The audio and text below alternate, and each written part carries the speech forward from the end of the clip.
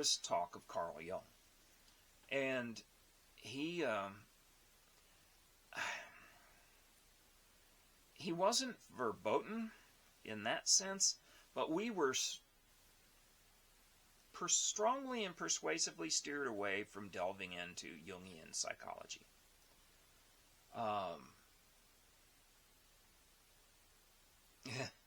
And everything that it entailed.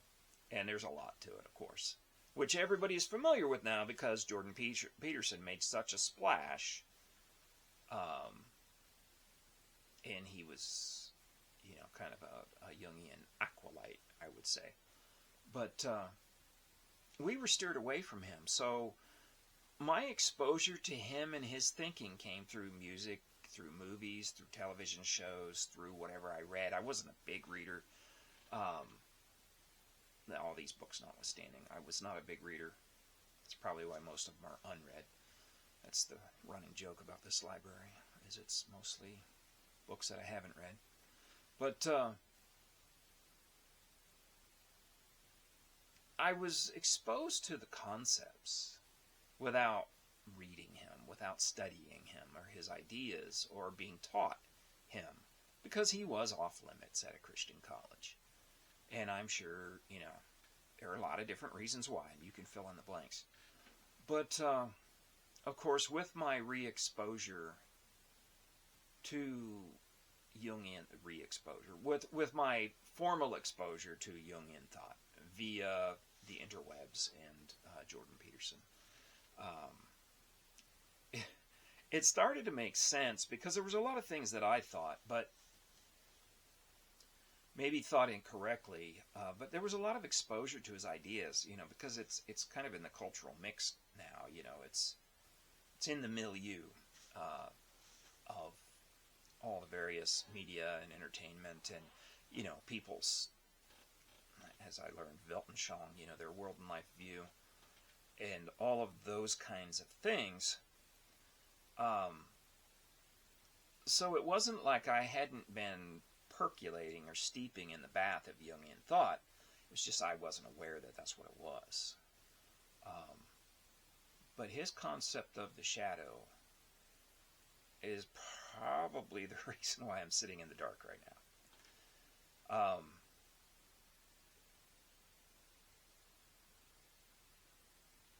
I get feedback. I mean, aside from the occasional troll, which, a troll's going to do what trolls do, because in my heart, I'm a troll. I kind of understand what it is. Take pot shots for your own amusement, and to the detriment of whoever you're taking the pot shots at, and if they squeal, it's even more enjoyable, right? So I understand trolls, but most of the comments that I have received either on my channel or when I interact with my son on his channel are wise, sage, wholesome, all the rest of that. I watch myself and I see somebody who has to take deep breaths before he talks, who halts a lot, who's not animated, who doesn't necessarily talk fast, and looks like, I don't know, some kind of weird Santa wannabe with his white beard and all. And of course, sans beard today, cut it all off. Sometimes you just can't take it anymore. But that concept of the shadow and the idea of integration was really helpful for me. Starting to understand that a little bit, I tried to read, I started, just like with Nietzsche, I guess I shouldn't have started with Thus Spake Zarathustra, because that sounds like some, 13-year-old who's angry at the world that it doesn't measure up to what he thinks it should be. And, he's smarter than average, and he just really does sound pretty juvenile in that book, even though some people, they just live and die by Thus Spake Zarathustra, whatever his name is.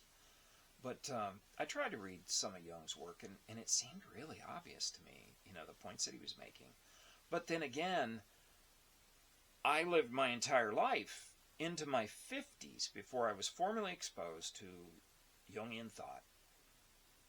And I'd been steeped in that thought. So yeah, it all seemed very obvious. And I'm like, oh, this isn't some great insight. It's not because you have some intellect on par with Jung.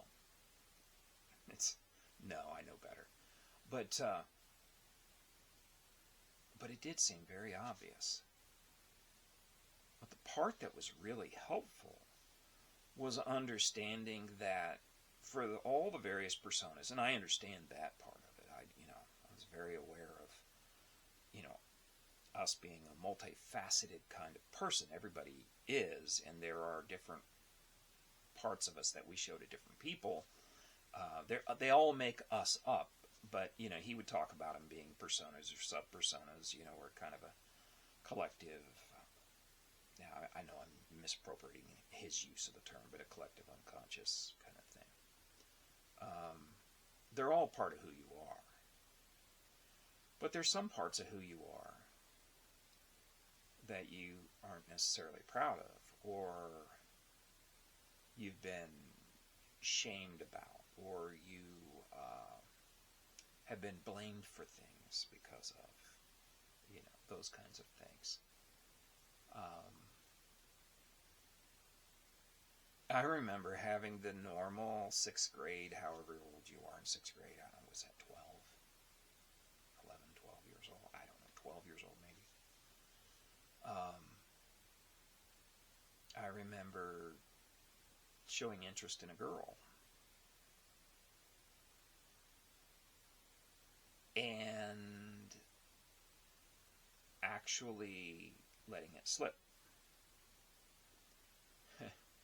And then being teased by my mom. My mom was great, but being teased by my mom and my sister about it. And I remember thinking to myself, if this is how it's going to be, I will never let them know if I'm ever interested in another girl ever again. And in fact, I took that to such an extent that I found out later, of course, this is after, I want to say it might have even been after I was married, but it was certainly after I'd met what was going to become my wife. My dad let it slip that he had thought that I was gay. Thanks a lot. But that's what I mean about hiding, those portions of yourself, where they bring shame, or you get teased about them, or they got you in trouble, or somehow there was something attached to them that was negative, and so you bury that part of yourself, and that kind of becomes part of your shadow. And it's funny because,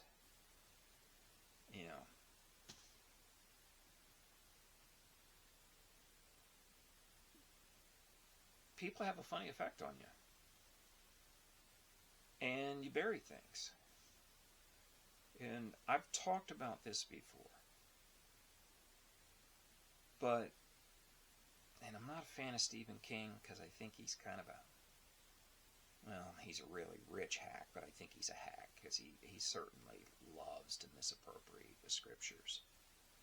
And even though I'm such a miserable example of Christianity that I don't even call myself a Christian anymore, and again, it's not because I don't believe in what the Bible has to say, it's because I'm an embarrassment to the faith, at least in my own eyes.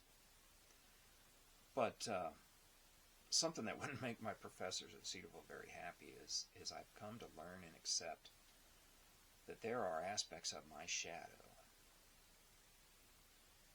that I have to integrate into my life. And I'd say probably overtly since about 2018 I have. So we're talking about 8 years now of integrating some of the darkest aspects of who I am. Those things that I've repressed, those things that I've kept hidden, of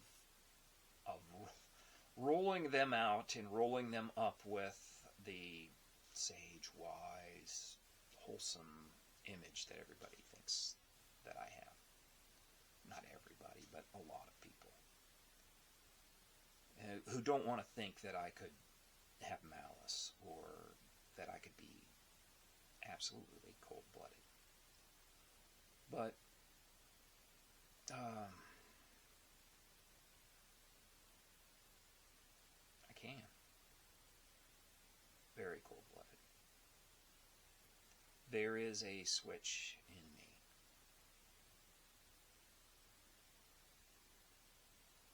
And when the situation becomes such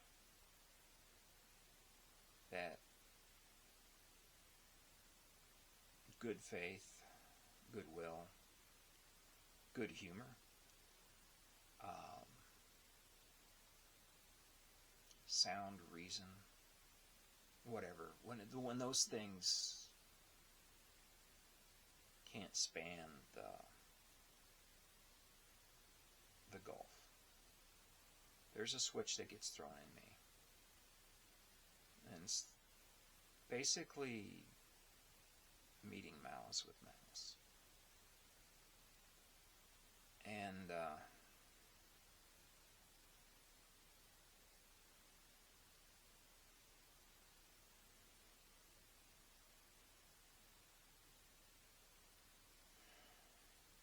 I don't know. It's not really something you want to talk about. But here I am, a 20-minute video, talking about my dark side. You know, who is Solzhenitsyn, the line between good and evil runs through every human heart.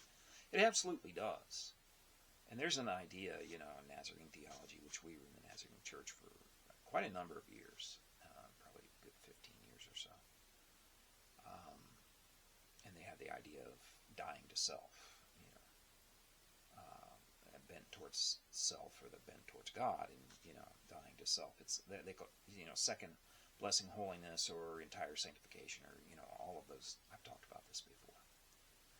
But there is something that I understand, the need for aggression, the need for cold calculation, the need for the ability to do what it takes in reprisal.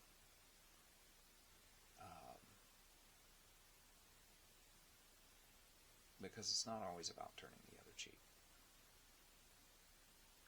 Maybe that's where I fall short in my Christian theology.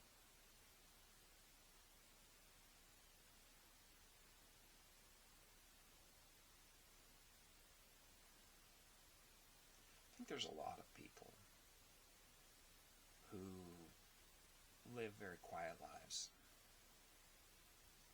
And the them that they show you, the them that they face the world with, is typically, you know, earnest, hardworking, trustworthy, true.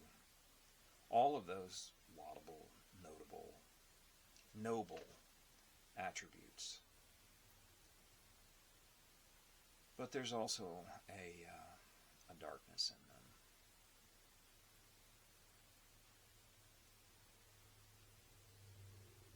That's really dark.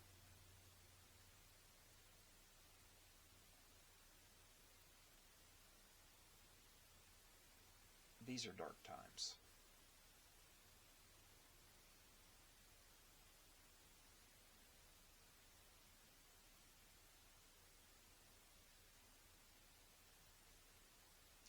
I think we should be careful for what we wish for.